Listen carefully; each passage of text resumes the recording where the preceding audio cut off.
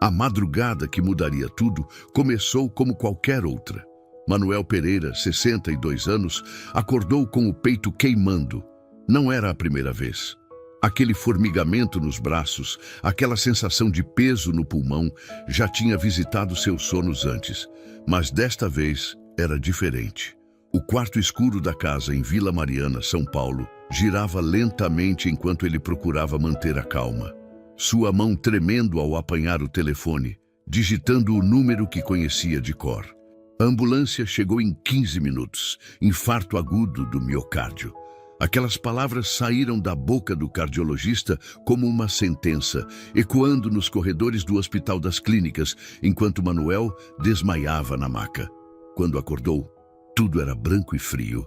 As máquinas ao seu redor faziam barulhos rítmicos que pareciam contar os segundos de uma vida que ainda não tinha terminado, mas que definitivamente havia mudado de direção. Seus 3 filhos receberam a ligação do hospital no início da manhã. Marina, a filha mais velha, 35 anos, estava em uma reunião importante no escritório de advocacia onde trabalhava. Ela desligou o telefone e suspirou fundo, olhando para a pilha de processos sobre sua mesa. Seu pai, sempre algo relacionado ao seu pai. Ela pediu uma antecipação da reunião seguinte e voltou a concentrar-se no trabalho. Avisaria os irmãos depois. Bruno, o filho do meio, recebeu a mensagem enquanto dirigia. 32 anos, vendedor de carros usados, estacionou o veículo na rua e releu a mensagem da irmã com aquele tom de urgência disfarçada. O pai estava na UTI. Sim, era sério desta vez. Bruno bateu o dedo no volante, maldisse silenciosamente e continuou dirigindo. Tinha uma venda para fechar naquela tarde. O pai podia esperar. Sempre podia. Cristina, a filha mais jovem, 28 anos, recebeu a notícia enquanto fumava um cigarro na varanda de seu apartamento no bairro Vila Olímpia. Influenciadora digital, como ela gostava de se apresentar, aproveitou a tragédia familiar para começar a rascunhar um vídeo sobre adversidades. Sua vida era uma construção cuidadosa de persona, e até mesmo a angústia tinha que parecer autêntica, mas curada. Ela respondeu à mãe, que havia tentado encontrá-la, dizendo que estava ocupada e que veria o pai quando pudesse. A mãe de Manuel, Dona Rosa, já tinha falecido 5 anos atrás. Seu casamento com Fernanda, mãe dos 3 filhos, tinha terminado quando Marina tinha apenas 12 anos. Fernanda recasou 2 anos depois e constituiu uma nova família com o padrasto dos filhos, um homem gentil que tinha cumprido bem seu papel. Manuel, apesar de tudo, sempre manteve contato com os filhos. Ligações no Natal, presentes de aniversário atrasados, tentativas desajeitadas de estar presente em uma vida que tinha se dividido entre 2 casas. Quando Manuel finalmente saiu da UTI após uma semana, seus filhos apareceram no hospital com flores murchas e sorrisos forçados. Marina já tinha estruturado mentalmente como isto se encaixava em sua agenda apertada. Bruno calculava quantos fins de semana teria que perder visitando o hospital. Cristina já tinha adicionado um filtro de câmera que fazia parecer que ela estava chorando de verdade. Nenhum deles perguntou a Manuel como ele se sentia. Nenhum deles realmente queria saber. Os médicos foram claros. Manuel precisava de repouso absoluto. Precisava de alguém para ajudá-lo com as atividades básicas durante pelo menos 2 meses. Sua pressão precisava ser monitorada constantemente. Seus medicamentos tinham que ser tomados nos horários exatos. Ele não podia subir escadas.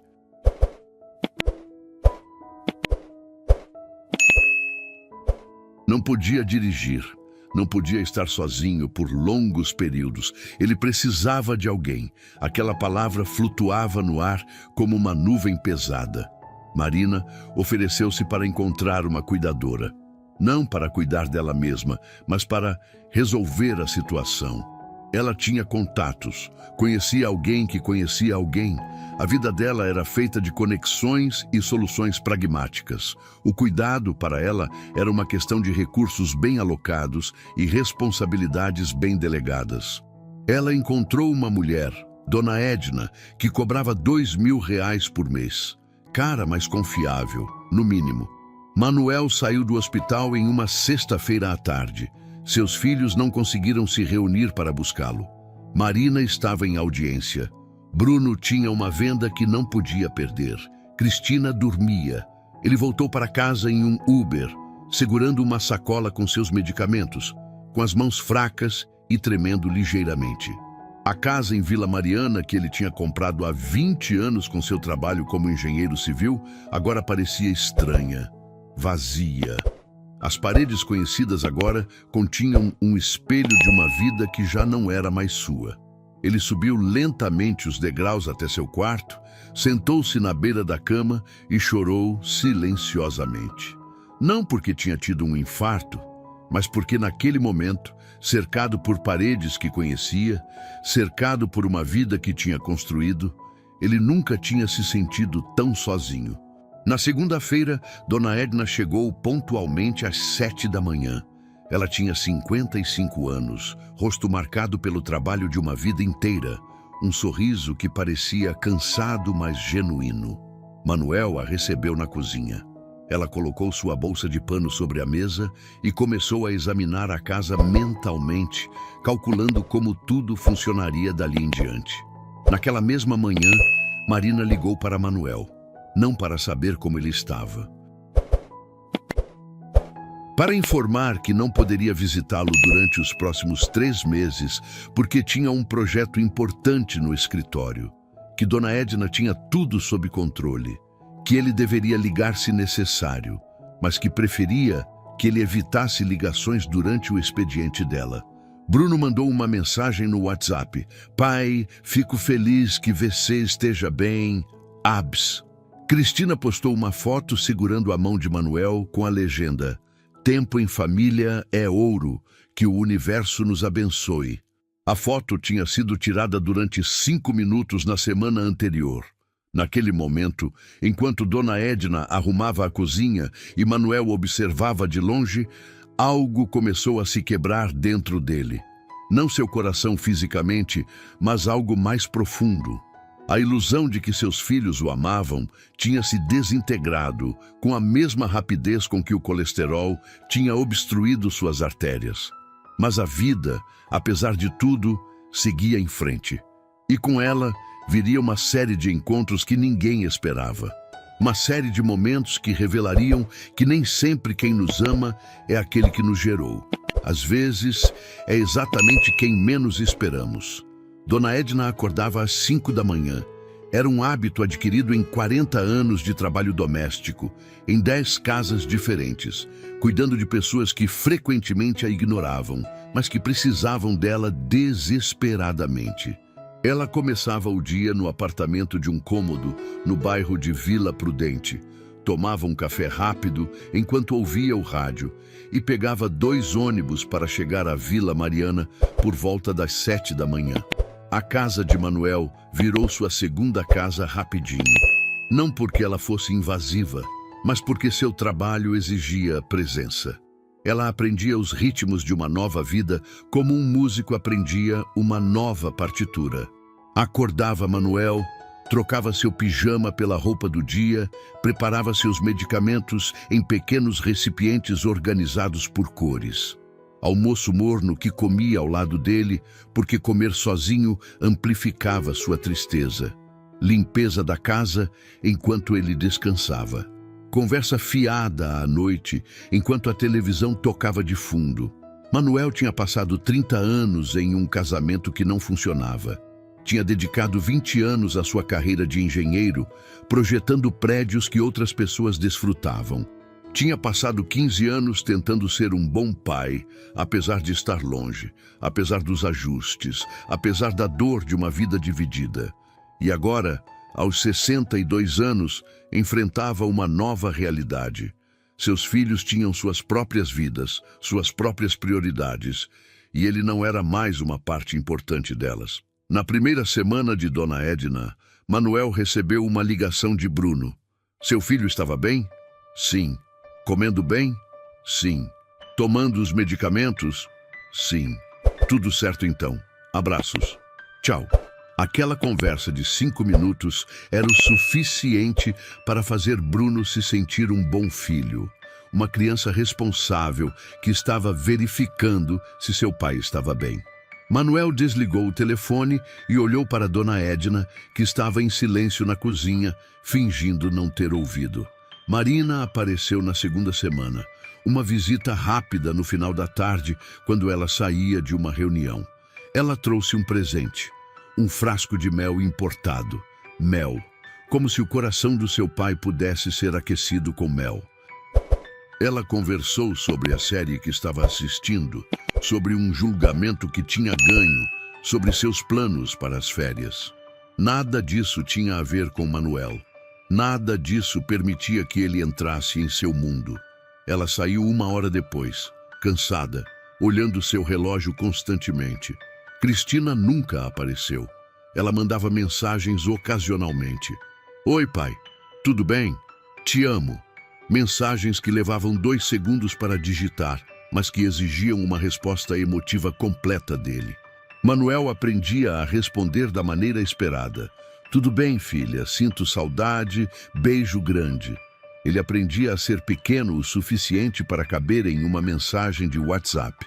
A segunda semana foi também quando Manuel conheceu seus vizinhos de verdade. Ele sempre tinha morado ali, mas nunca tinha realmente conhecido seus vizinhos. Eram pessoas que passavam, rostos que acenavam, vidas que existiam em paralelo à sua. Agora que estava confinado à casa, começou a notar as pequenas coisas. O porteiro do prédio, Carlos, um senhor de 60 anos, que fumava escondido atrás do pilar. A mulher do apartamento de cima, Soraya, que tinha um filho adolescente e que levava a vida ao som de funk carioca ecoando através do teto. O casal do andar de baixo, 2 homens jovens que saíam juntos pela manhã e voltavam à noite. Foi Carlos quem o viu chorar pela primeira vez. Manuel estava na varanda, olhando para a rua, e as lágrimas começaram a descer sem permissão. Sem motivo aparente.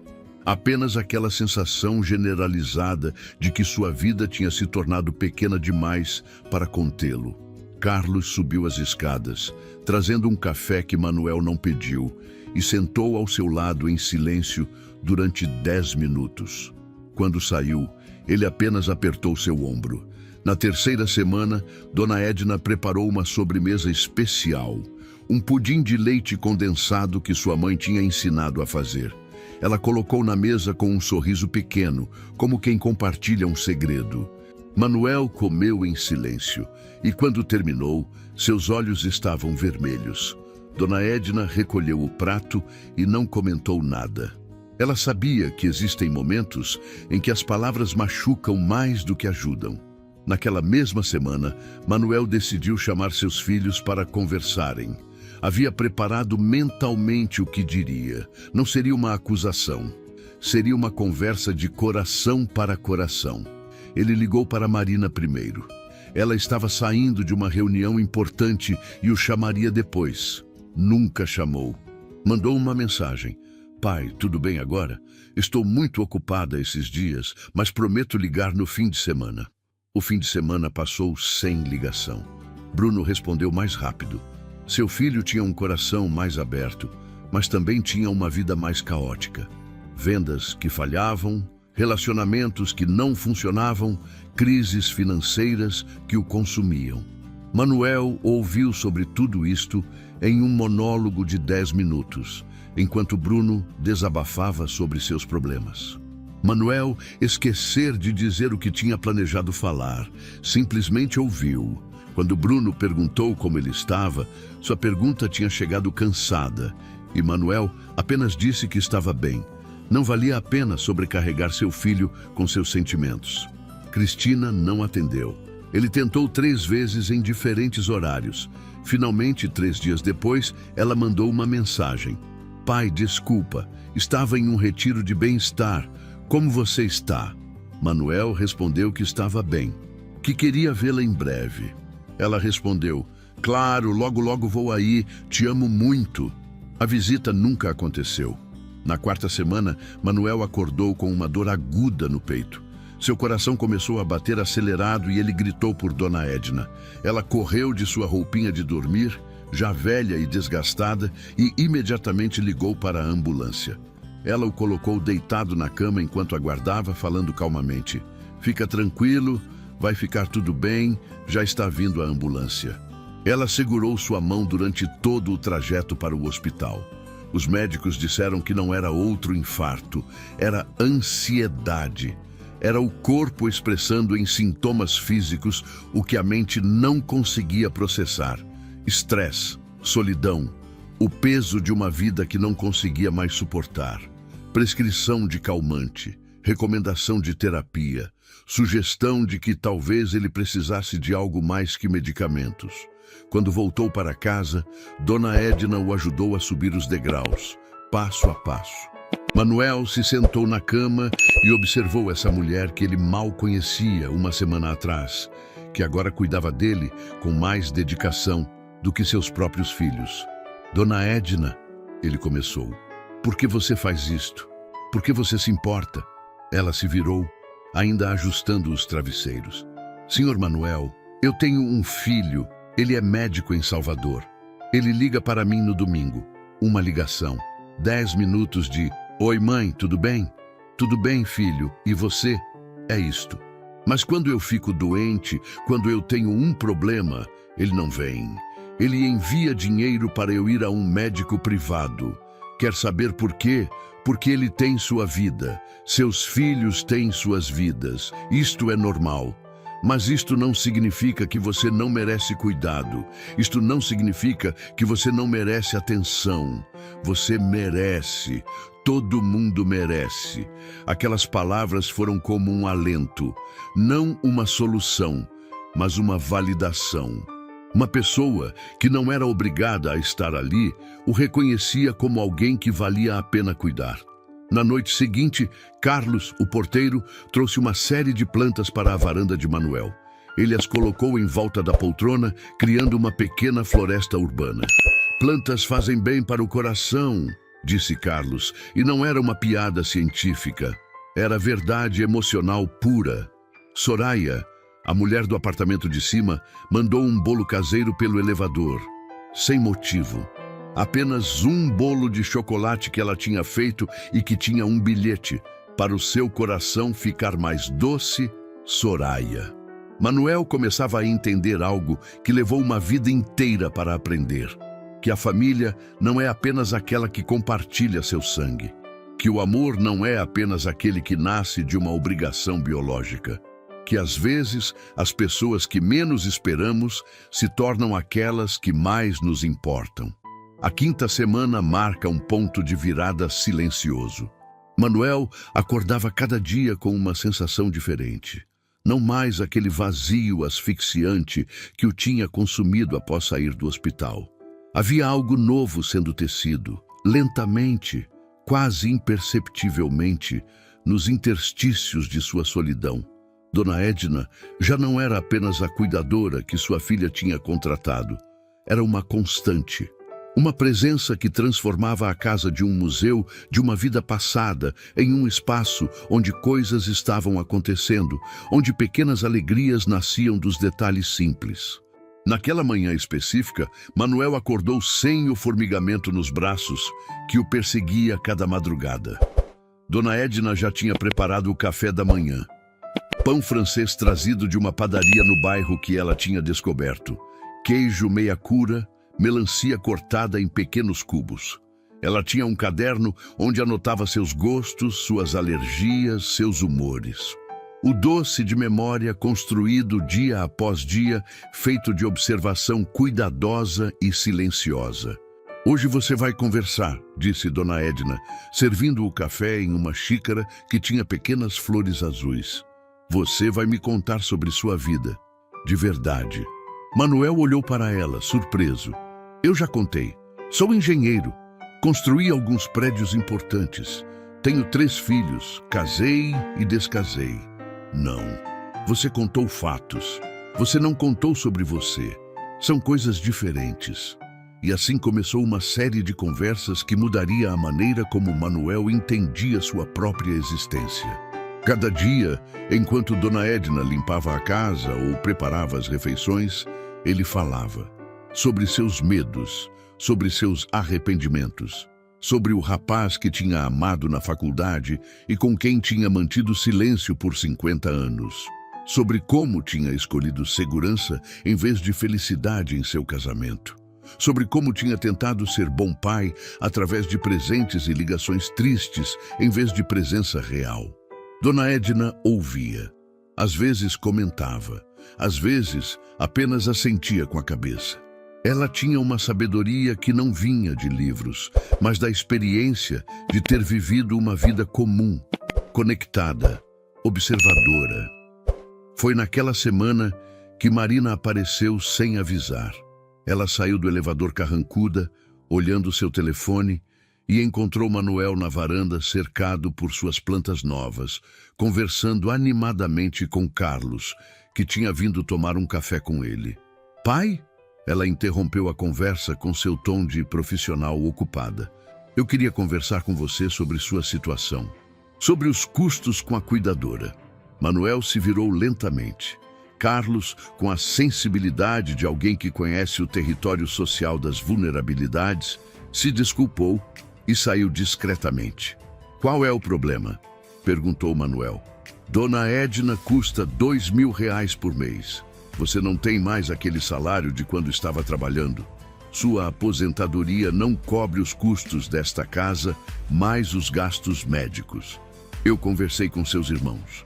Achamos que talvez você devesse vender a casa e se mudar para um lugar menor, mais barato. Aquela proposta, dita com a eficiência clínica de quem estava resolvendo um problema de planilha, era na verdade um pedido de abandono do último pedaço de sua independência.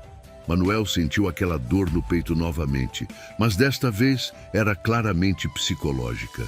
A casa é minha, disse Manuel, sua voz tremendo. Eu sei que é sua, mas ela é muito grande. Você está sozinho. Os custos estão complicados. Seria mais inteligente? Não, ele a interrompeu. Marina, não é sobre ser inteligente, é sobre ser meu lar. Ela o olhou com uma expressão que combinava frustração com incompreensão. Para Marina, as decisões eram sempre sobre números, sobre otimização, sobre recursos bem alocados. Que seu pai quisesse manter uma casa grande por razões emocionais era, em sua mente, um luxo que ele não podia mais se permitir.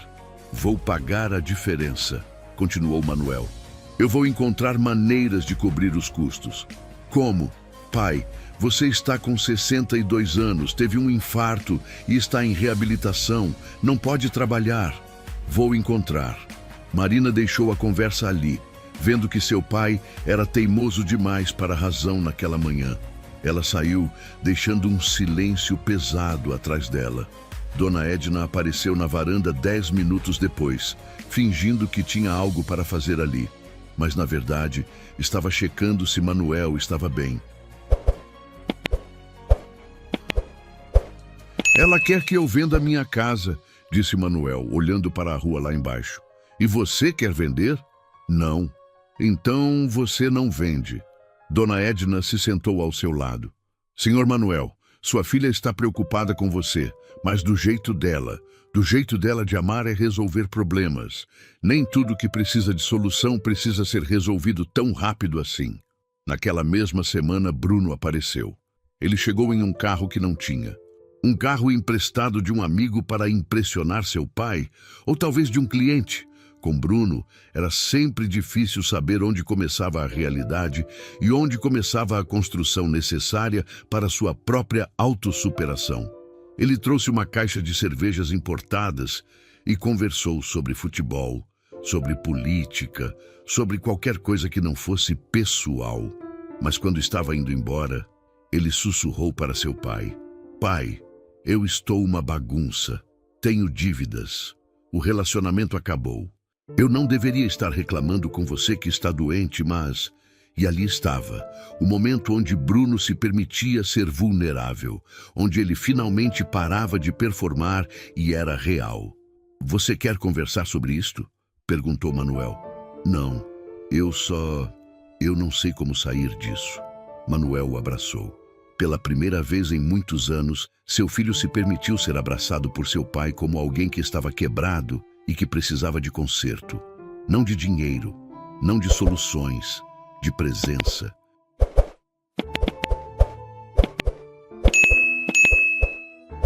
Você vai encontrar seu caminho, disse Manuel. Isto é temporário. Como você sabe? Porque eu tenho 70 anos menos que você nesta vida, e se há uma coisa que aprendi é que o temporário é tudo que temos. Cristina não apareceu pessoalmente. Ela postou uma foto sua visitando Manuel. Uma foto de 2 dias atrás, quando ela tinha estado lá por 20 minutos tirando ângulos diferentes de si mesma, com o pai ao fundo. A legenda dizia: "Cuidando do meu pai querido. Que privilégio ter essa oportunidade." A foto tinha 2.700 likes. Manuel não sabia como se sentir sobre isto. Naquela sexta-feira da quinta semana, Dona Edna sugeriu que Manuel a acompanhasse em um passeio. Apenas até a rua mesmo. Nada de carro. Eles desceram os degraus devagar e Manuel se permitiu se apoiar em seu braço. Passaram pela porta do prédio onde Carlos estava cuidando do jardim. Pararam em uma padaria pequena onde Dona Edna comprou pão. Sentaram em um banco, em uma pequena praça, onde mães com crianças pequenas brincavam. E naquele momento, cercado pela vida comum da cidade, Manuel começou a entender que ele não tinha perdido tudo. Ele tinha apenas perdido a ilusão de que aquilo que tinha construído com seus filhos era mais sólido do que era. Agora que essa ilusão tinha desabado, havia espaço para algo novo crescer. A sexta semana chegou com uma queda na pressão arterial de Manuel. Não uma situação de emergência, mas uma lembrança clara de que seu corpo ainda estava em processo de recuperação. Dona Edna aumentou sua vigilância, colocava mais sal na comida, sob a aprovação dos médicos, fazia chás de hortelã para melhorar a circulação. Ela tinha aprendido através dos anos de cuidadora que existem medicamentos que vêm de farmácias e medicamentos que vêm de sabedoria passada de geração em geração.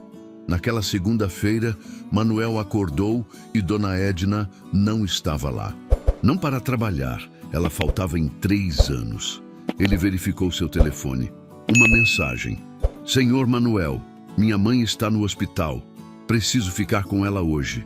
Muito desculpado. Você pode pedir ao Carlos para ajudar com o almoço?" O vazio da casa sem Dona Edna era ensurdecedor. Manuel tentou tomar seus medicamentos sozinho e quase esqueceu de uma dose. Preparou o almoço com dificuldade. Subiu as escadas lentamente. Carlos, gentil como sempre, apareceu com um marmitex que sua esposa tinha preparado, insistindo que Manuel não deveria estar sozinho naquele dia. À noite, Dona Edna ligou. "Como está?" perguntou Manuel. "Ela está bem. Foi um susto, uma queda. Nada grave. Mas preciso ficar com ela uns dias. Meu outro filho estava em Brasília, não conseguiu vir rápido." "Quanto tempo você fica?" "Uma semana, talvez." Quando desligou, Manuel se sentou sozinho em sua casa vazia e finalmente compreendeu algo importante. Ele tinha se tornado dependente de Dona Edna. Não apenas fisicamente, mas emocionalmente. Ela era sua conexão com uma realidade onde alguém se importava. E agora ela tinha sua própria vida, suas próprias obrigações, sua própria mãe que precisava dela. Ele passou aquela semana em uma solidão que não era mais a solidão de antes. Agora, ele conhecia o que era ter companhia. E aquela ausência era desoladora.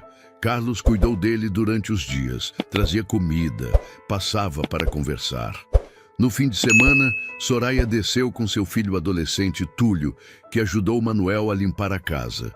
Bruno apareceu uma tarde com 2 lanchões, e pai e filho comeram em silêncio enquanto assistiam um jogo de futebol. Mas nada disso era Dona Edna. Quando ela voltou, na segunda semana, Manuel quase chorou de alívio. Ela chegou mais cansada, com olheiras mais profundas, carregando o peso adicional de uma filha que estava sozinha no mundo, assim como ele. "Sua mãe está bem?" perguntou Manuel. Está. Obrigada por perguntar. Enquanto Dona Edna retomava sua rotina na casa, algo tinha mudado. Manuel agora via mais claramente as dificuldades da vida dela. Ela contou sobre sua mãe, sobre como era difícil ser filha de alguém que envelhecia e que tinha poucos recursos. Como ela trabalhava em 3 casas diferentes para conseguir fazer face às despesas. Como enviava dinheiro para sua mãe, para seu filho em Salvador, para um neto que estudava em uma escola cara. "Por que você faz isto?", perguntou Manuel. "Você poderia ter uma vida mais fácil se não tomasse conta de tanta gente." "Senhor Manuel, a gente não escolhe quem amar. A gente ama mesmo quando sabe que vai ser difícil." Aquelas palavras ecoaram dentro dele como um gongo sendo golpeado.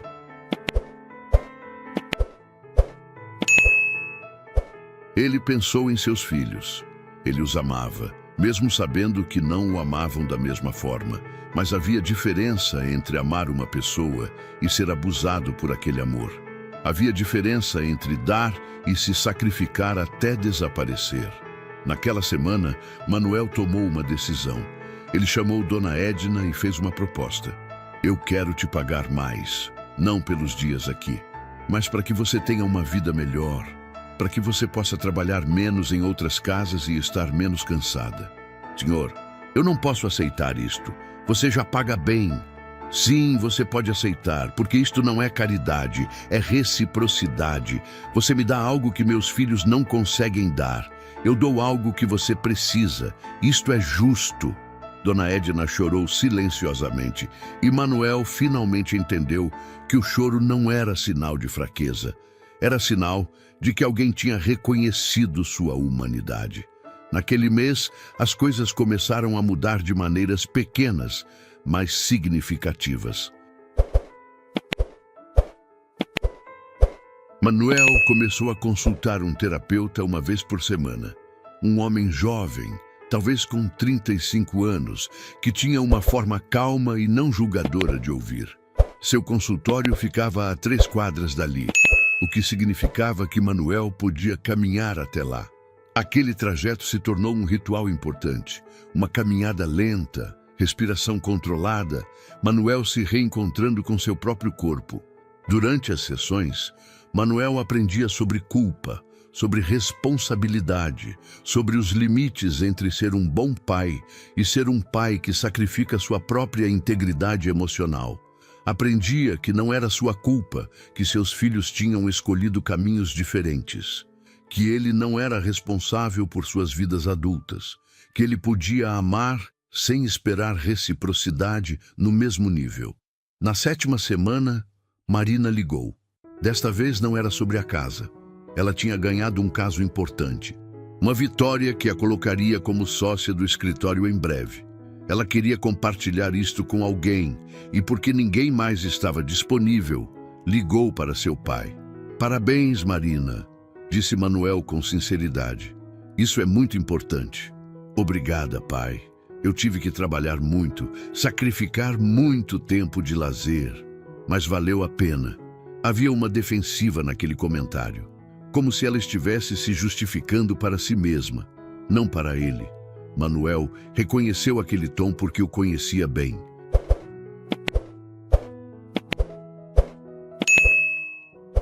Era o tom de quem tinha escolhido uma vida e agora precisava acreditar que aquela escolha tinha sido certa.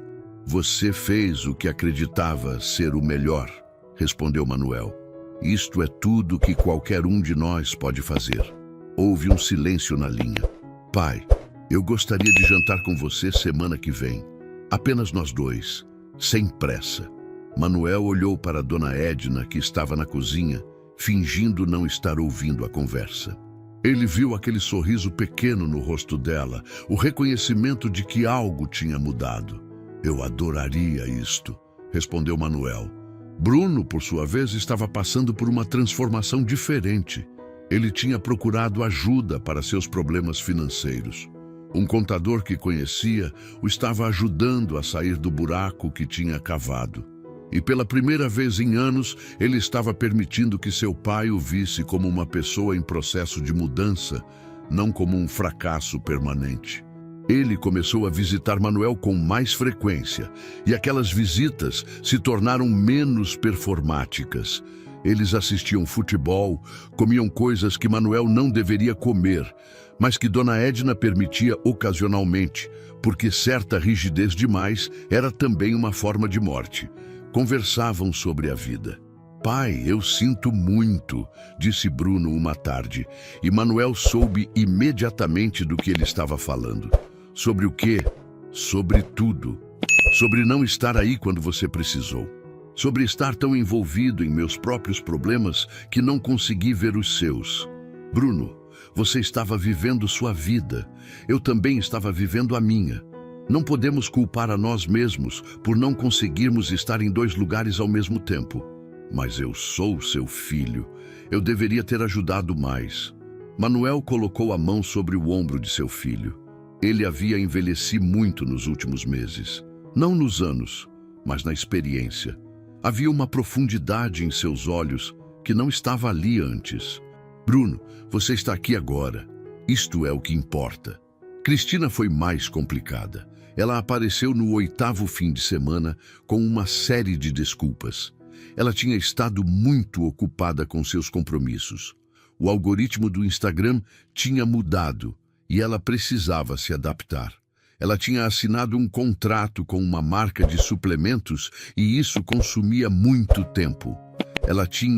Existe sempre uma série de tinha quando alguém está se desculpando sem realmente reconhecer o que fez de errado. Pai, eu sinto que não consegui estar mais presente, disse Cristina, mas sua voz soava ensaiada, como se ela estivesse lendo um script que tinha preparado. Cristina, você está aqui, e isto é bom, mas eu quero que você saiba que não precisa se desculpar com palavras, precisa estar aqui de verdade. Eu estou aqui. Ela sorriu, aquele sorriso que ela praticava em frente ao espelho. Não, você está aqui, mas seu celular está em suas mãos e sua mente está em outro lugar. Você tem levado fotos desde que chegou. Você tem pensado em como isto vai parecer nas redes sociais. Eu estou pedindo que você simplesmente seja minha filha por um tempo. Sem câmera, sem público. Cristina abaixou seu telefone e por um momento seu rosto se desarmou. Ela tinha 17 anos novamente, antes de descobrir que podia vender sua vida para estranhos na internet. Eu não sei como fazer isto, confessou ela. Ninguém sabe. A gente aprende fazendo. Eles passaram aquela tarde juntos, sem telefone. Eles cozinharam com Dona Edna, que com seu jeito sábio não fez perguntas. Comeram na varanda vendo o pôr do sol sobre a cidade. Cristina contou histórias sobre sua vida que não tinha nada a ver com números de seguidores. Ela contou sobre um rapaz que tinha a amado e ela tinha deixado escapar porque estava muito ocupada trabalhando.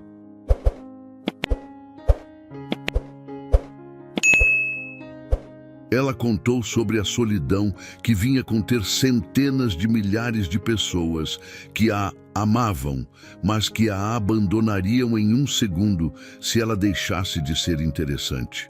Eu tenho medo, pai, confessou Cristina. De quê? De que quando eu parar de postar, quando eu ficar velha demais, quando meu corpo não for mais perfeito, todo mundo vai embora e eu vou ficar sozinha. Manuel compreendeu que sua filha tinha medo exatamente daquilo que ele tinha vivido. Ela tinha construído uma vida inteira na aprovação dos outros, exatamente como ele tinha feito, e agora ela tinha pânico de perder aquela aprovação.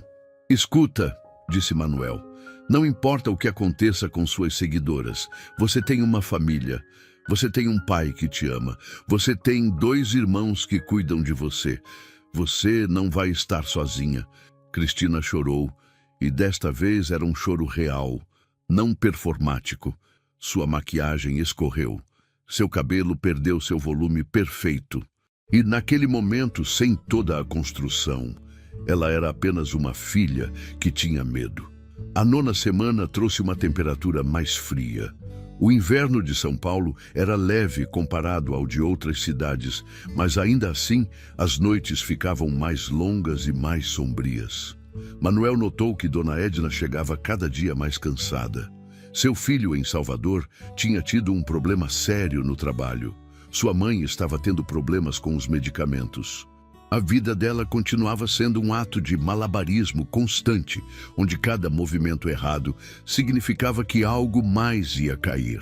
Dona Edna, você deveria tirar alguns dias, sugeriu Manuel. Não posso, senhor. Você precisa de mim. Eu preciso de você. Mas você também precisa de você. Aquele ensinamento que você me deu sobre amar mesmo quando é difícil. Isso não deveria se aplicar apenas ao amor pelos outros. Também ao amor por si mesma. Dona Edna sorriu daquele jeito que ela tinha, como se estivesse reconhecendo uma verdade que ela já sabia, mas que ninguém nunca tinha dito em voz alta para ela. Naquela semana, as coisas começaram a se reorganizar de maneiras inesperadas. Carlos, que tinha se tornado um amigo próximo, fez uma proposta para Manuel. Senhor, o síndico está pedindo que eu venha trabalhar em tempo integral como gerenciador. Seria mais dinheiro. Mas eu teria que sair mais cedo e chegar mais tarde. Você deveria fazer isto, respondeu Manuel. Isto é uma oportunidade. Mas e você? Quem vai estar aqui na hora do almoço? Você é gerenciador, não meu cuidador. E mesmo que fosse, você tem que pensar em si mesmo. A conversa trouxe para Manuel uma clareza que ele tinha estado buscando. Ele percebia que havia permitido que Dona Edna se tornasse tão central em sua vida que ela tinha começado a sacrificar a si mesma. Aquele padrão que ele tinha visto em seus relacionamentos. Aquele padrão que ele tinha visto em seus filhos, onde o amor se tornava uma transação em vez de uma troca genuína. Na 10ª semana, Manuel teve uma conversa difícil com Dona Edna. Eu quero aumentar seu salário novamente, começou ele. Senhor, você acabou de fazer isto mês passado. Eu sei, mas eu quero fazer de novo. E quero que você reduza seu trabalho nas outras casas. Quero que você trabalhe apenas para mim e com mais folgas. Eu não entendo. Você precisa de uma vida. Você merece uma vida.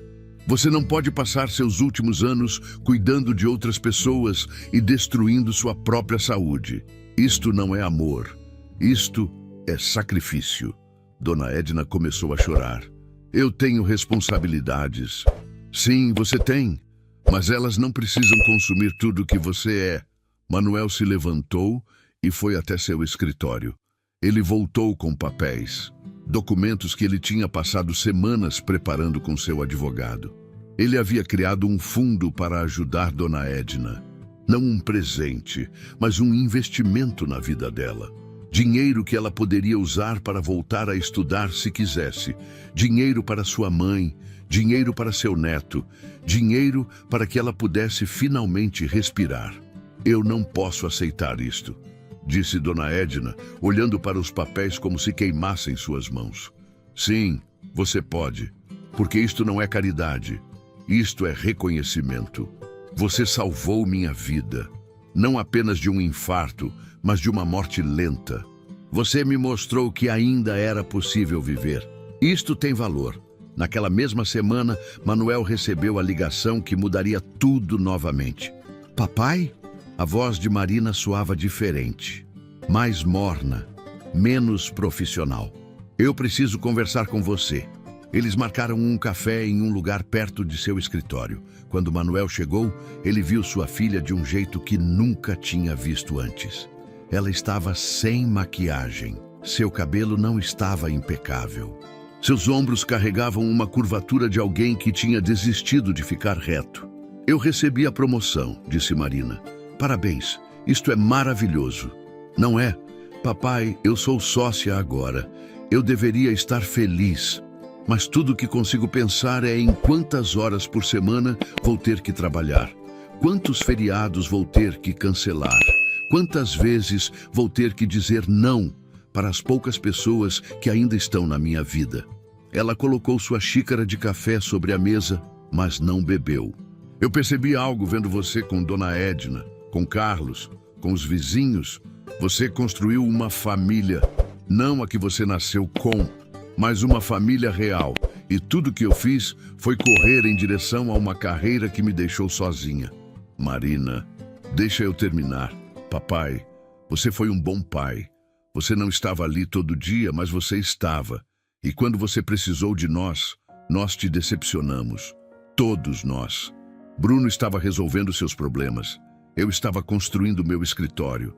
Cristina estava construindo sua marca. Ninguém tinha espaço para você. Nem todas as culpas devem ser suas. Mas eu sou a mais velha. Eu deveria ter sido melhor. Manuel estendeu sua mão e segurou a de sua filha. Marina, você está aqui agora. E isto é o que importa.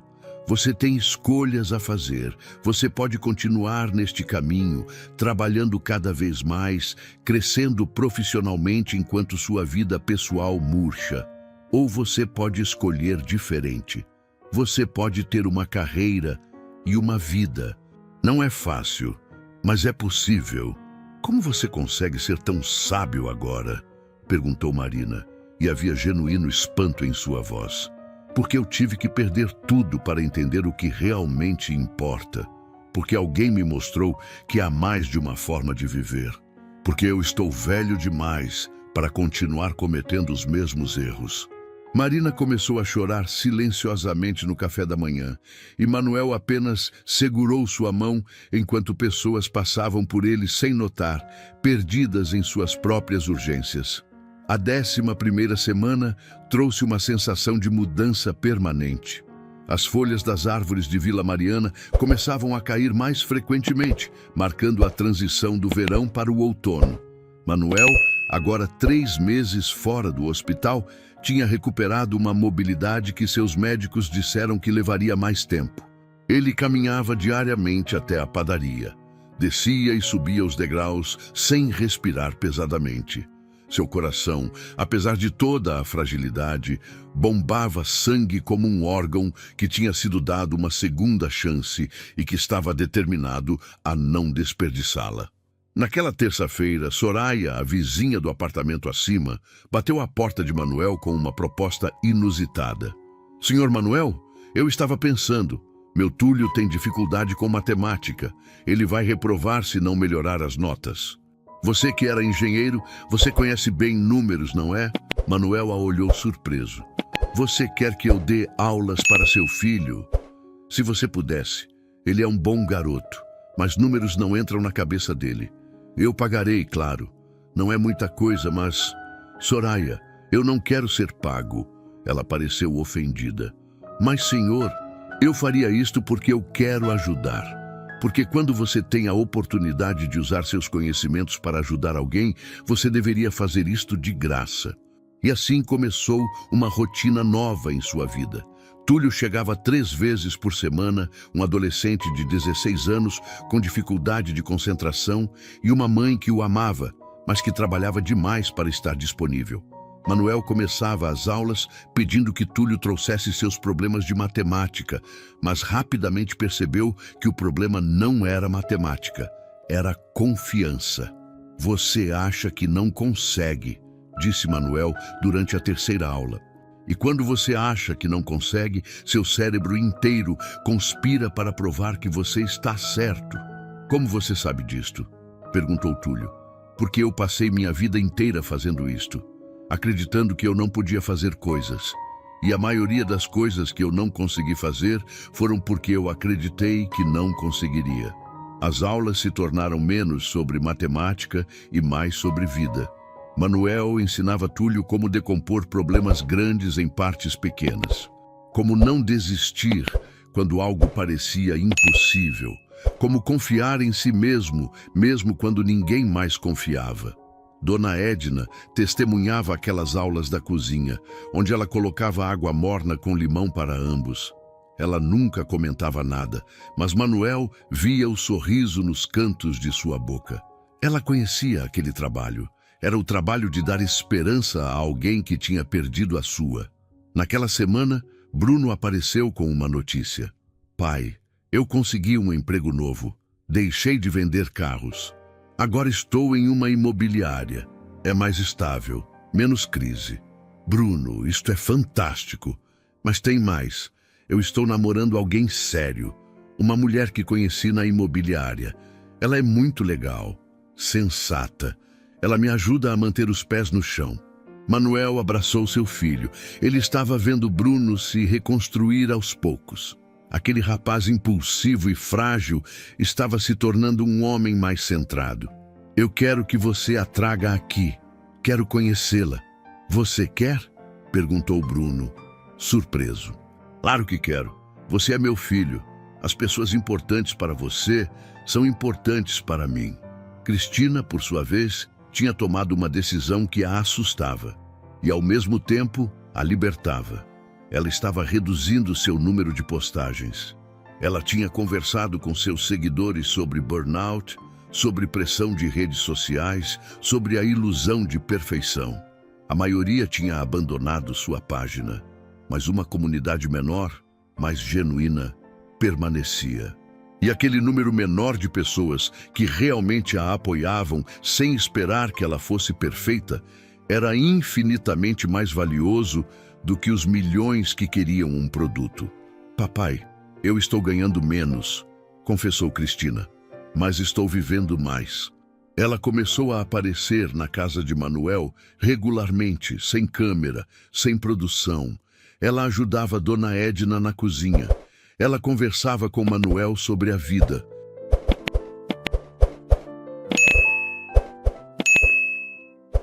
Ela descobriu que tinha um pai que era uma pessoa interessante, não apenas um suporte para sua narrativa de marca. Marina, por sua volta, tinha começado a negociar com o escritório. Ela propôs um modelo de trabalho diferente. Menos horas, mais qualidade. Seus chefes aceitaram porque eles tinham percebido que quando você força os melhores a escolher entre carreira e sanidade mental, você perde os melhores. Ela começou a passar um dia inteiro com seu pai toda segunda-feira. Não uma visita rápida. Um dia inteiro. Eles caminhavam, comiam juntos, conversavam sobre projetos legais que ela estava trabalhando, sobre a vida que ela queria construir diferente da vida que tinha construído até agora. Na 13ª semana, 4 meses após o infarto, Manuel recebeu uma ligação de seu cardiologista. Seu coração estava respondendo bem aos medicamentos. Sua pressão estava estável. Ele tinha sido um paciente exemplar. Ele podia retomar atividades mais intensas. Não imediatamente, mas em um futuro próximo. Quando ele podia trabalhar novamente? Perguntou Manuel. Em algumas semanas, talvez. Por quê? Porque eu tenho um projeto em mente. Naquela noite, Manuel chamou seus filhos e Dona Edna para uma reunião na varanda. Ele tinha preparado café e bolo que Dona Edna tinha feito especialmente. Todos eles se sentaram em volta da mesa e Manuel começou a falar. Eu tenho uma proposta. Nos próximos meses, eu queria que nós criássemos um projeto juntos. Algo que unisse nossas habilidades e que pudesse fazer diferença para outras pessoas. Que tipo de projeto? Perguntou Marina. Um programa de mentoria. Eu vi o que aconteceu comigo. Vi como Dona Edna me salvou. Como vocês finalmente começaram a se importar quando viram que eu estava realmente quebrado. Mas existem milhares de pessoas que não têm alguém como Dona Edna. Milhares de pais sozinhos que foram abandonados. Milhares de cuidadores que se sacrificam até desaparecerem. Papai, isto seria complexo, disse Marina, sua mente de advogada já pensando em estruturas legais. Sim, mas vocês 3 juntos conseguem fazer. Marina com sua mentalidade de negócios. Bruno com sua empatia e capacidade de se conectar com pessoas. Cristina com sua voz e sua capacidade de comunicar para muitas pessoas. E você? Perguntou Cristina. Eu seria a história, o coração por trás disto, a razão pela qual isto importa. Dona Edna olhou para Manuel com lágrimas nos olhos.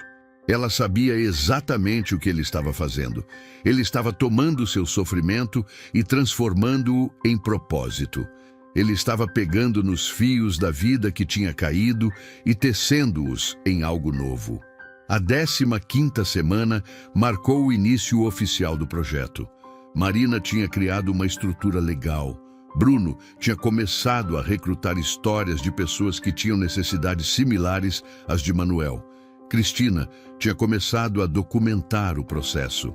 E Manuel, ainda convalescente, mas mais forte a cada dia, fornecia a visão geral. O projeto se chamava Segunda Vida. Não porque oferecia milagres, mas porque oferecia segundas chances. Segundas oportunidades para pessoas que tinham sido deixadas para trás de reconhecerem seu valor. Segundas oportunidades para cuidadores de não desaparecerem em seu trabalho. Segundas oportunidades para famílias de reconectarem com os idosos que tinham negligenciado. Eles começaram pequeno, com voluntários. Com histórias, com a história de Manuel sendo a primeira. Cristina criou um vídeo que era mais crua do que qualquer coisa que ela tinha criado antes. Não havia filtros, não havia poses, era apenas Manuel falando sobre seu infarto, sobre seus filhos, sobre Dona Edna, sobre como havia aprendido que a vida tinha valor mesmo quando você estava sozinho. O vídeo foi viral, não porque era perfeito, mas porque era real. Porque as pessoas podiam ver nele suas próprias histórias. Suas próprias mães negligenciadas, seus próprios pais esquecidos, seus próprios medos de ficarem sozinhos no final. Dentro de 2 semanas, Manuel tinha recebido mais de 5.000 mensagens de pessoas querendo compartilhar suas histórias, de cuidadores que queriam ser reconhecidas, de idosos que queriam saber que suas vidas ainda importavam, de filhos que queriam aprender como ser melhores filhos. Marina começou a estruturar tudo isto em um programa coerente. Ela tinha conversado com hospitais, com centros de terceira idade, com organizações que trabalhavam com a população idosa. Eles queriam participar. Eles reconheciam que havia uma lacuna, que havia negligência sistêmica e que, Segunda Vida, estava oferecendo um modelo diferente. Bruno se tornou o rosto público do programa. Ele treinava voluntários, criava conexões entre pais idosos e famílias que queriam fazer melhor. Ele ia a hospitais, a asilos, a casas de pessoas que precisavam. E ele levava com ele a história de seu próprio pai, a história de seu próprio fracasso em estar presente, a história de sua redenção. Cristina documentava tudo isto através de vídeos, de histórias, de uma narrativa que continuava crescendo nas redes sociais. Mas desta vez ela estava contando histórias que não eram suas, histórias de outras pessoas.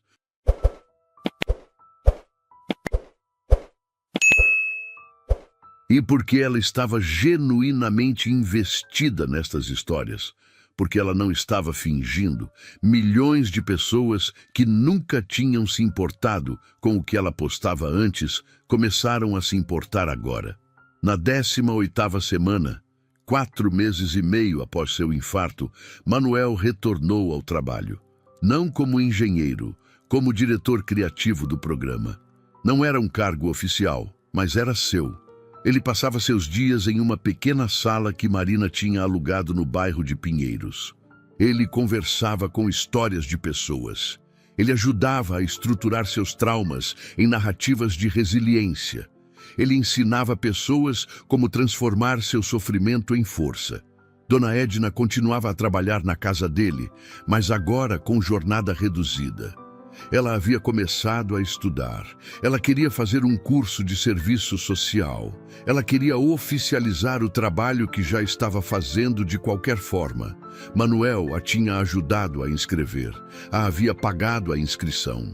E agora, aos 57 anos, Dona Edna estava voltando à escola. Ela chegava na casa de Manuel 3 vezes por semana agora. As outras 2, ela estava em aula. Aquele tempo que tinha sido reservado apenas para trabalhar agora era compartilhado com ela própria, com seu crescimento, com sua vida. Carlos, o porteiro, tinha sido promovido a gerenciador do prédio e agora estava trabalhando com Manuel de forma ocasional, ajudando-o a conectar histórias de pessoas idosas que viviam em condomínios grandes na cidade. Ele e Manuel nunca tinham tido uma conversa profunda sobre o que tinham se tornado um para o outro, mas eles se abraçavam toda vez que se viam, e isto era suficiente. Soraya tinha assistido ao crescimento do programa desde o começo. Ela via o escritório através de seu trabalho como assistente social em uma clínica comunitária. Ela começou a indicar casos para Manuel. Pessoas que precisavam de ajuda, pessoas que tinham sido esquecidas. E o programa começou a expandir. Túlio tinha passado em seu teste de matemática, mas mais importante, ele tinha ganhado confiança em si mesmo.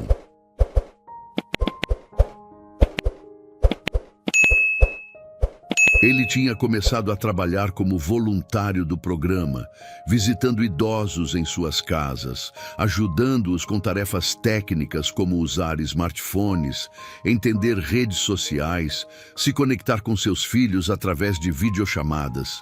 Na 20ª semana após o infarto, Manuel estava em um evento público.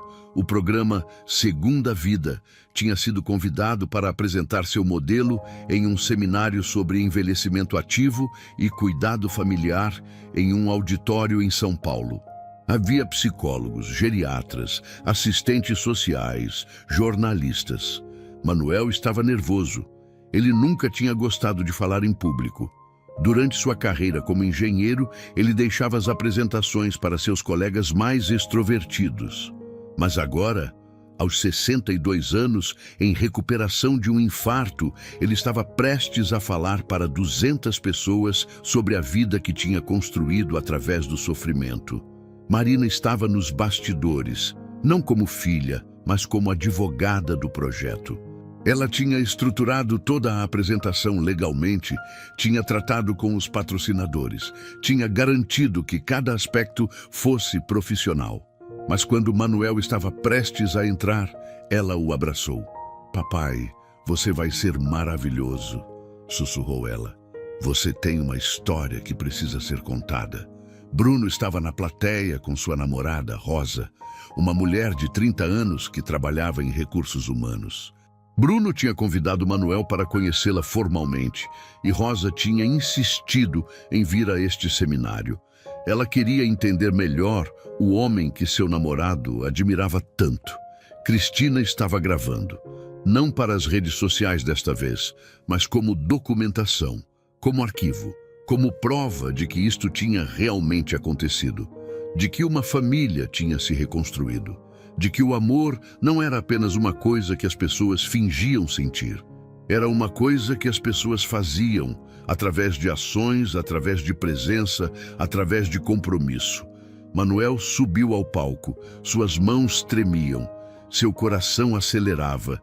Ele poderia sentir isto e por um momento teve medo. Mas então ele começou a falar.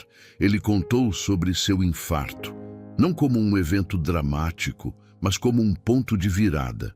Como aquele dia tinha sido o dia em que ele finalmente viu sua vida com clareza. Como ele tinha visto que seus filhos tinham suas próprias vidas. Como ele tinha visto que estava sozinho. Como ele tinha conhecido Dona Edna. Como Dona Edna o tinha salvado. Ele contou sobre como sua filha o tinha querido colocar em um asilo. Como seu filho estava muito envolvido em seus próprios problemas para estar ali.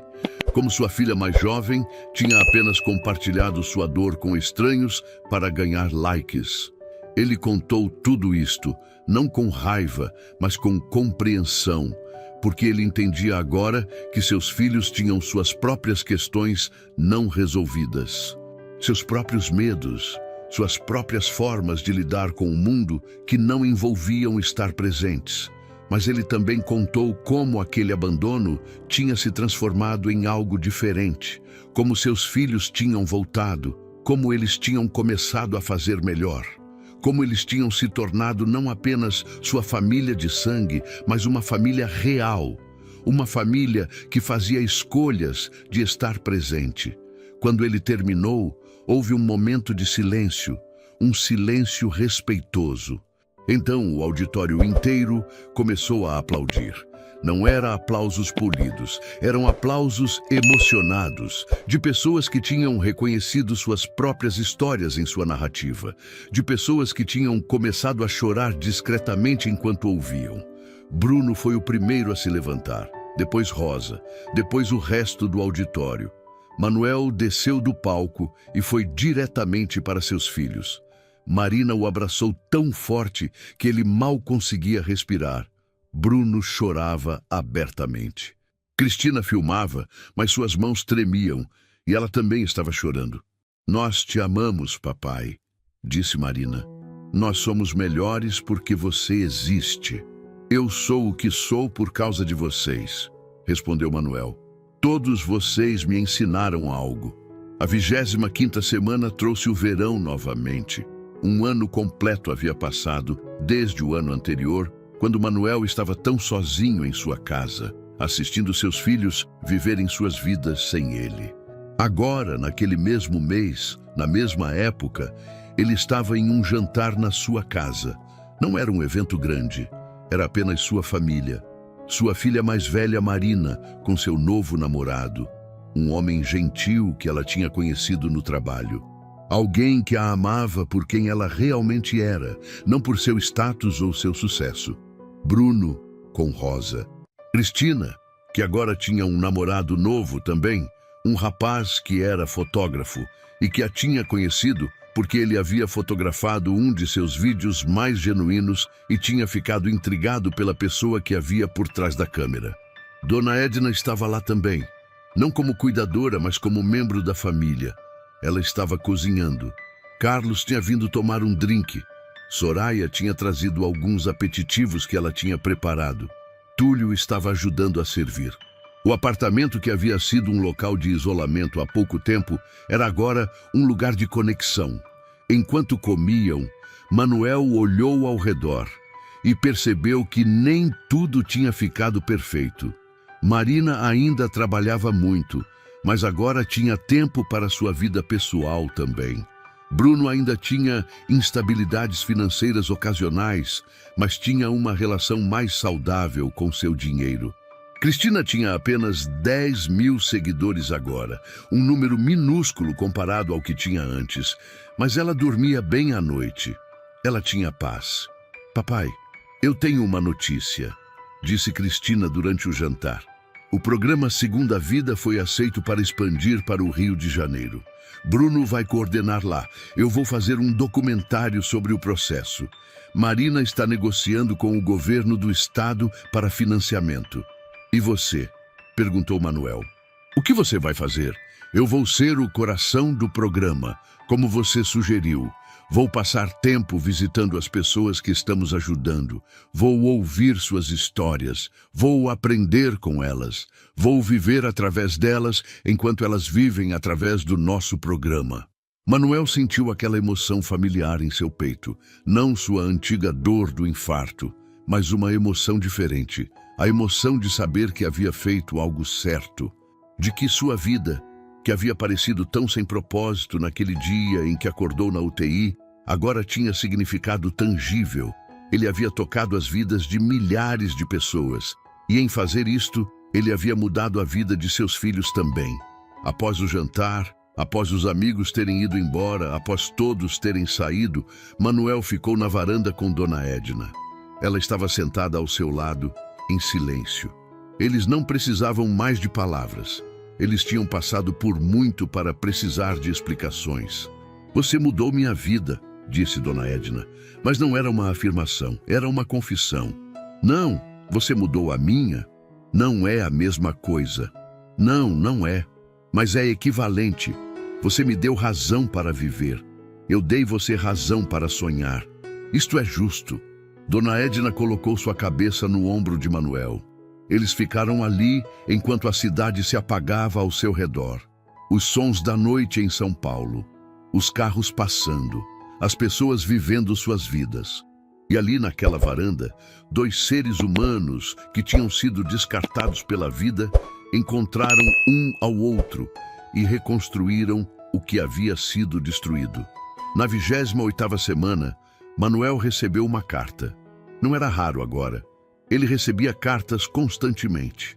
Histórias de pessoas que tinha ajudado. Histórias de cuidadores que tinham encontrado validação. Histórias de filhos que tinham reconciliado com seus pais. Mas esta carta era especial. Ela vinha de um homem chamado Roberto. Ele tinha 83 anos. Seus 3 filhos tinham-o colocado em um asilo. Nenhum deles visitava. Ele passava seus dias olhando pela janela de seu quarto, esperando morrer. Então, alguém de segunda vida tinha-o visitado, tinha ouvido sua história, tinha ajudado seus filhos a entender o que tinham perdido. 1 ano depois, Roberto vivia em casa novamente. Seus filhos o visitavam regularmente. Ele tinha propósito novamente. Senhor Manuel, escrevia Roberto, você não me conhece, mas você salvou minha vida. Não apenas minha vida, a vida de minha família. Nós estávamos nos tornando pessoas que não queríamos ser, pessoas que abandonavam. E você nos mostrou como ser melhores. Manuel chorou lendo aquela carta. Ele entendeu que cada pequeno gesto que ele tinha feito, cada conversa que ele tinha tido com seus filhos sobre estar presente, cada momento que ele tinha sobrevivido ao seu próprio abandono e transformado em compaixão pelos outros, havia afetado o mundo de maneiras que ele nunca sabia que era possível. Naquela semana, Manuel começou a ensinar, não apenas através do programa Segunda Vida, mas oficialmente.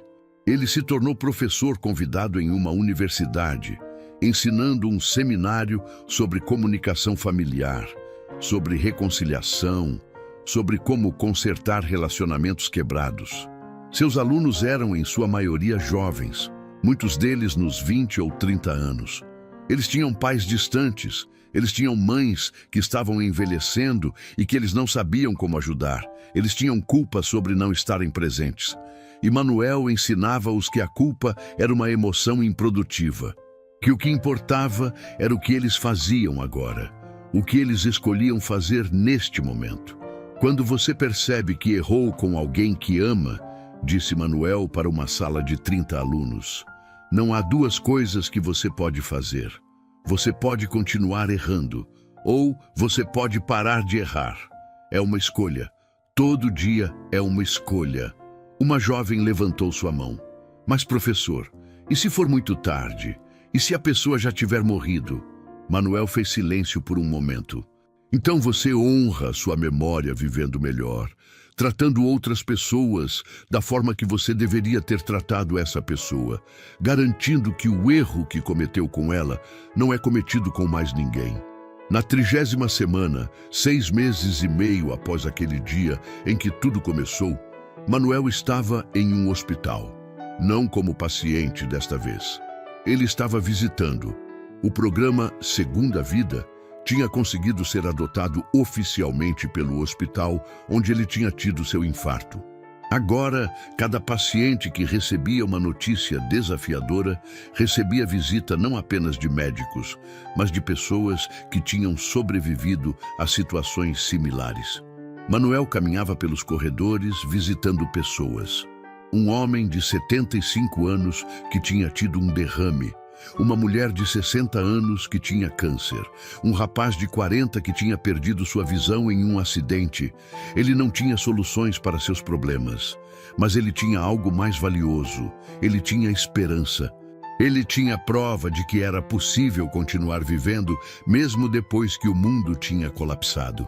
Naquela tarde, enquanto Manuel estava conversando com um dos pacientes, um cardiologista o reconheceu. Era o médico que o tinha tratado no seu primeiro infarto. "Senhor Pereira", exclamou o médico, "como você está? Que alegria ver você bem." "Doutor, estou bem. Estou fazendo voluntariado aqui." O médico o levou para longe dos pacientes. "Senhor Pereira, eu tinha visto as notícias sobre o programa de vocês. É absolutamente notável. Você sabe que quando você saiu daquele hospital, eu honestamente achei que você terminaria seus dias isolado e triste. Mas você não fez isto. Você fez mais." "Eu tive ajuda", respondeu Manuel. "Sim, mas você também tem uma escolha. Você escolheu transformar seu sofrimento em algo significativo." Naquela mesma semana, Bruno recebeu uma promoção. Ele agora era diretor nacional do programa. Rosa estava trabalhando com ele como gerenciadora de operações. Eles estavam planejando se casar, eles estavam planejando ter filhos. Quando Bruno pensava em seus filhos, ele prometia a si mesmo que seria diferente de seu pai. Mas desta vez, diferente não significava ausente. Significava presente. Significava criar pessoas que entendessem que família importava. Marina tinha finalmente aceitado ser sócia no escritório, mas com condições. Ela trabalhava 40 horas por semana, não mais.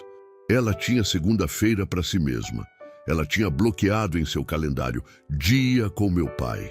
E ela cumpria isto com a mesma dedicação que dedicava a seus casos legais. Cristina tinha começado a estudar cinema. Ela queria fazer documentários que fizessem diferença. Ela tinha recebido 2 bolsas para estudar em escolas prestigiosas, mas tinha escolhido uma universidade menos famosa porque eles tinham um programa melhor de documentário social. Seus seguidores ainda eram relativamente pequenos, mas ela não se importava mais. Ela estava construindo uma carreira que tinha significado para ela pessoalmente, não para sua imagem. Na 35ª semana, quase 8 meses após seu infarto, Manuel estava sentado em sua varanda novamente. Dona Edna estava dentro fazendo chá. A mesma rotina de todos os dias. Mas agora era uma escolha mútua, não uma obrigação. Ele tinha recebido uma carta de seu cardiologista. Seu coração estava funcionando perfeitamente. Seu corpo tinha se recuperado. Emocionalmente, ele estava mais forte do que tinha nunca estado. Ele pensava frequentemente em como seu infarto tinha sido a melhor coisa que lhe tinha acontecido. Não que ele desejasse o sofrimento a ninguém, mas para ele, aquele evento tinha sido uma porta que o levou a um lugar melhor. Ele tinha perdido a ilusão de que seus filhos o amavam incondicionalmente. E naquele lugar onde a ilusão tinha terminado, a verdade tinha começado a crescer. A verdade de que ele podia ser amado, não porque ele era pai, mas porque ele era um ser humano digno de amor. Manuel pegou seu telefone e abriu o aplicativo de câmera. Cristina tinha sugerido que ele começasse a criar conteúdo próprio para o programa. Não vídeos produzidos, apenas reflexões diretas ao celular. Ele começou a gravar. Olá, meu nome é Manuel Pereira. Eu tenho 63 anos. 1 ano atrás, tive um infarto. Meus filhos não estavam lá, mas eu estava cercado por pessoas que cuidavam de mim. E isso me levou a uma compreensão importante. Família não é apenas sobre sangue. Família é sobre escolha. É sobre mostrar de forma consistente que você se importa. Ele fez uma pausa, reunindo seus pensamentos. Se você está vendo isto agora e você está sozinho, quero que você saiba que sua vida tem valor. Se você é um cuidador exausto, quero que você saiba que seu trabalho é visto. Se você é um filho ou uma filha que se sente culpado por não estar presente, quero que você saiba que você pode começar agora, não amanhã. Não depois, agora. Pode ser apenas uma ligação, pode ser apenas uma visita, mas comece. Ele parou a gravação. Cristina o chamaria depois para editar. Mas ele sabia que não precisaria de muita edição. O poder estava na autenticidade, na simplicidade, na verdade dita por um homem que a tinha vivido. Dona Edna apareceu com o chá. Como está? Perguntou ela. Estou bem. Estou pensando sobre como minha vida mudou, como tudo isto começou com um dia ruim e terminou em algo bom. Não terminou, disse Dona Edna. Isto é só o começo. Ela tinha razão. Manuel percebia agora que este era apenas o começo. O programa continuaria crescendo. Seus filhos continuariam transformando suas vidas. Ele continuaria ensinando. O mundo continuaria girando. E em cada revolução, ele poderia fazer uma pequena diferença. Naquela noite, Manuel chamou seus filhos para uma videochamada. Todos os 3, juntos. Algo que nunca tinha acontecido antes. Eu queria conversar com vocês, começou Manuel. Sobre o ano passado, sobre como estava sozinho e como estou agora cercado de pessoas que se importam. E a razão pela qual estou chamando vossos 3 é porque vocês são parte disso. Porque cada um de vocês aprendeu algo neste processo. E eu queria honrar isto. Marina falou primeiro. Papai, eu aprendi que sucesso não significa nada se você não tem ninguém com quem compartilhá-lo. Eu passei 20 anos construindo uma carreira e quando você precisou de mim, eu não estava lá. E isto me assustou. Mas você me perdoou. Você nos perdoou a todos. Não é sobre perdão, respondeu Manuel. É sobre aceitação. Eu aceitei que vocês estavam vivendo suas vidas, mas também vocês aceitaram que eu merecia viver a minha. Bruno continuou. Papai, eu aprendi que estar presente é mais importante que ter respostas. Quando você estava mal, eu queria fixar tudo, mas você não queria ser fixado. Você queria ser ouvido, e isto foi uma lição que levei para a minha vida. Rosa diz que sou um namorado melhor agora porque eu escuto mais. Isto é bom, Bruno, porque ouvir é o presente mais precioso que podemos dar a alguém. Cristina tinha lágrimas nos olhos.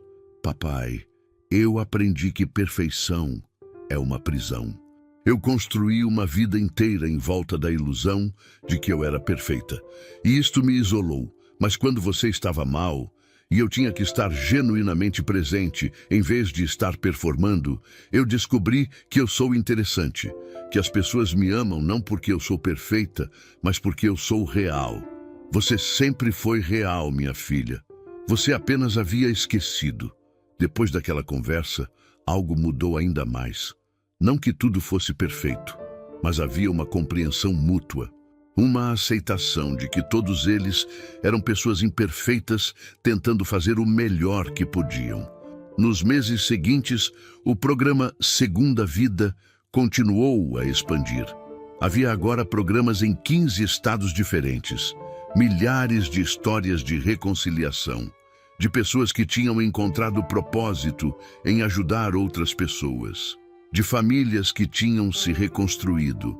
Manuel continuava trabalhando, não como um homem que tinha que trabalhar, mas como um homem que havia encontrado seu propósito. Ele passava seus dias ouvindo histórias, ajudando pessoas a entender seus relacionamentos, transformando dor em propósito. Um dia, enquanto ele estava em seu escritório, recebeu uma ligação do hospital. A mãe de Dona Edna tinha tido complicações com seus medicamentos. Ela estava na UTI.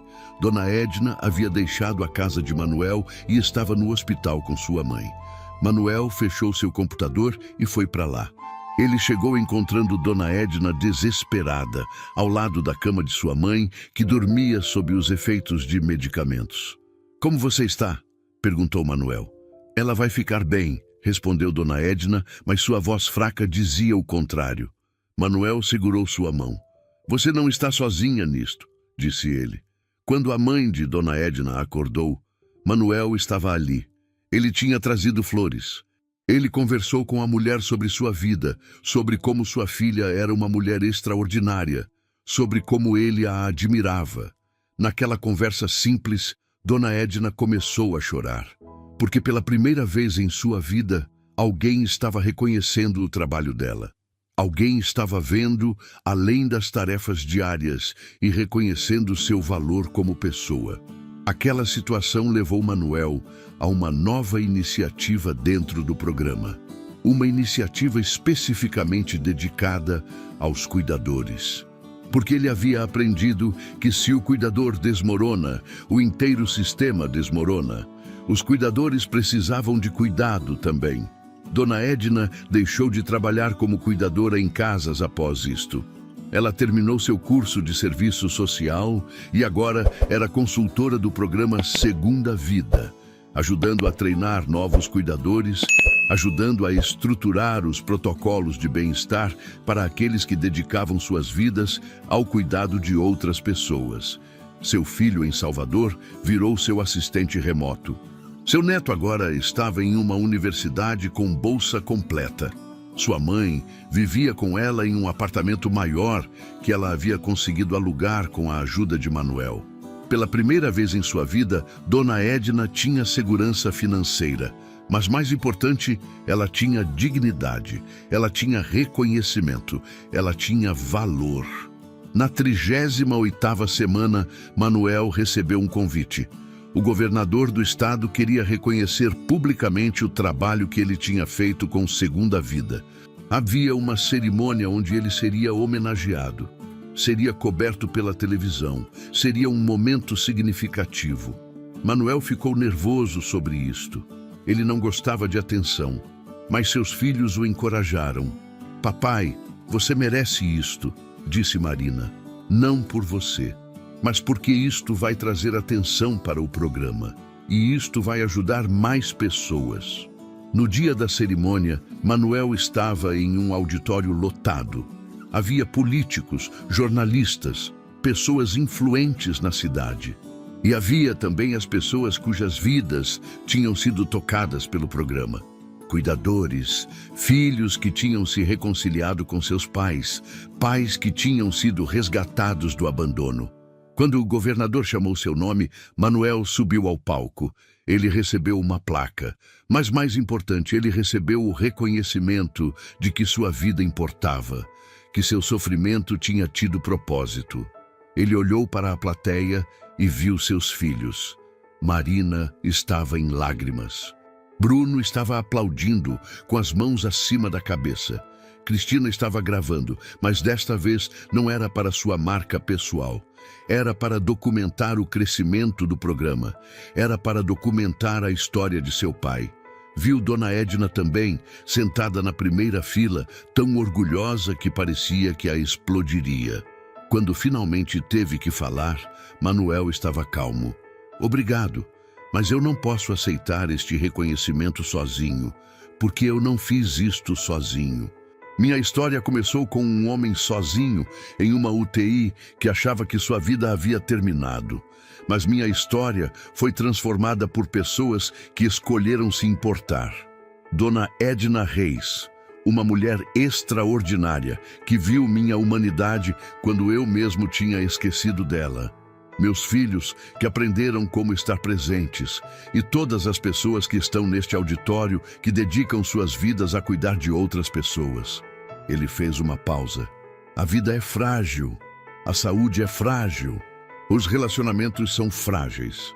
Mas há algo que não é frágil, a capacidade humana de escolher melhor, de escolher amar, de escolher estar presente. Isto é o que Segunda Vida oferece. Não uma segunda chance de vida, mas uma segunda chance de fazer a vida que você tem significativa. Quando ele terminou, o auditório inteiro se levantou. E Manuel viu, através das lágrimas que finalmente desciam em seu próprio rosto, uma sala cheia de pessoas que entendiam, que compreendiam a importância de estar presente, de reconhecer o valor um do outro. Um ano depois, Manuel estava em um pátio de um hospital. Ele tinha ido visitar um novo paciente. Desta vez, um homem de 70 anos que tinha tido um acidente vascular cerebral. O homem estava sozinho. Seus filhos tinham dito que visitariam quando pudessem. Manuel se sentou ao seu lado. Olá, meu nome é Manuel. Tive um infarto há quase 2 anos. Estava sozinho também. Mas eu aprendi que sozinho não é permanente, que há pessoas que cuidam, que há vida depois da desgraça. O homem o olhou. Como você sabe que vai ficar melhor? Perguntou com desespero. Porque eu estou aqui, porque eu não desisti, porque eu deixei que outras pessoas me ajudassem. Manuel passou 2 horas com aquele homem, contando sua história, ouvindo a história dele, plantando sementes de esperança em um jardim que havia sido deixado seco demais por muito tempo. Quando Manuel saiu do hospital aquela tarde, ele ligou para seu filho.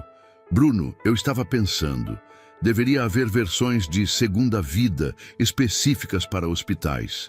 Não apenas cuidados pós-alta, mas interventor imediato assim que alguém recebe uma notícia ruim. Papai, isto é brilhante. Vou conversar com Marina. Vou estruturar isto. E assim continuava. A roda seguia girando. O legado de um homem que tinha sido abandonado se tornou o salvamento de centenas de outros que tinham sido abandonados também. Manuel, agora com 64 anos, ainda acordava alguns dias com dor no peito. Não era seu coração. Era apenas A memória emocional de quando esteve tão perto de desaparecer. Mas aquele dor, em vez de assustá-lo, o lembrava de como longe ele tinha vindo, como ele tinha transformado uma tragédia em propósito. Dona Edna continuava a visitá-lo 3 vezes por semana. Eles não precisavam mais de um contrato formal. Eles tinham uma relação que havia transcendido o trabalho. Era amizade, era família, era aquele tipo raro de conexão que só pode ser construída através de estar verdadeiramente presentes um para o outro. Marina tinha se casado, ela estava planejando ter filhos, ela tinha prometido a si mesma que seria uma mãe presente, que seus filhos não esperariam por uma crise para conhecer sua mãe. Bruno e Rosa se casaram em uma cerimônia pequena, apenas família e amigos próximos. Manuel deu um discurso onde falou sobre como seu filho tinha aprendido a ser vulnerável, como isso o tinha tornado mais forte. Cristina tinha seu documentário aceito em um festival internacional de cinema. Era sobre o programa Segunda Vida, sobre como uma família tinha se reconstruído através de uma crise. O filme ganhou um prêmio especial por sensibilidade na narrativa. Critérios também reconheceu que estava vendo um filme que era ao mesmo tempo pessoal e universal. Túlio tinha entrado na universidade. Ele estava estudando assistência social. Ele trabalhava com Manuel no programa aos fins de semana. Carlos tinha se aposentado e agora viajava. Mas ele passava por São Paulo regularmente e sempre visitava Manuel. Eles tinham se tornado amigos de verdade. Não eram pai e filho, não eram patrão e empregado. Eram apenas 2 homens que tinham se ajudado a atravessar uma passagem difícil. Soraya continuava seu trabalho como assistente social, mas agora estava coordenando os esforços de Segunda Vida em sua clínica comunitária. E assim, 1 ano e meio após um infarto que poderia ter sido o fim de tudo, Manuel estava vivo, verdadeiramente vivo. Não apenas respirando, mas existindo com propósito. Seus filhos tinham aprendido o valor de estar presentes. Seu corpo havia se recuperado. Seu coração, ambos metaforicamente e literalmente, tinha sido salvo. Naquela última noite que documentamos, Manuel estava na varanda de sua casa, com seus filhos. Todos os 3 estavam ali, não porque era um evento especial, não porque era uma obrigação, mas porque queriam estar, porque tinham aprendido que o tempo juntos era mais precioso que o tempo sozinho. Papai, obrigada por não desistir, disse Marina. Obrigado por deixar que nós te ajudássemos, disse Bruno. Obrigado por me mostrar como ser real, disse Cristina. E Manuel, cercado pelo amor que havia cultivado através de resiliência e escolha, respondeu: obrigado por voltarem, porque no final era exatamente isto. Eles tinham saído, eles tinham falhado, eles tinham sido negligentes, mas eles tinham voltado. E em voltar, eles tinham aprendido que a vida é sobre segundas oportunidades, é sobre reconhecer quando erramos, é sobre escolher fazer melhor. A história de Manuel Pereira não era uma história de um homem que teve tudo resolvido através de um infarto. Era uma história sobre o que acontece quando o que é quebrado recusa a ficar quebrado. Quando a solidão é transformada em conexão. Quando o abandono é transformado em oportunidade para reconstruir de forma mais significativa. E para aqueles que estão assistindo isto agora, para aqueles que se veem em alguma parte desta história, a mensagem é simples. Se você está sozinho, você não está sozinho. Se você foi abandonado, você pode ser encontrado. Se você negligenciou alguém que ama, ainda há tempo. Se você é um cuidador que desapareceu no seu trabalho, merece se reencontrar. Se você é um filho que sente culpa, aquela culpa pode se tornar compaixão. Se você é um pai que foi deixado para trás, sua vida ainda tem valor. Isto é segunda vida. Não uma segunda vida diferente, mas uma oportunidade de viver melhor a vida que você tem. Se essa história mexeu com você, inscreva-se no canal e deixe seu like para não perder nenhuma de nossas histórias. E nos ajude ainda mais. Deixe um comentário na descrição do vídeo contando de qual cidade você está assistindo e qual parte desta história mais tocou seu coração. Sua história importa. Sua vida importa. E nós queremos ouvir você.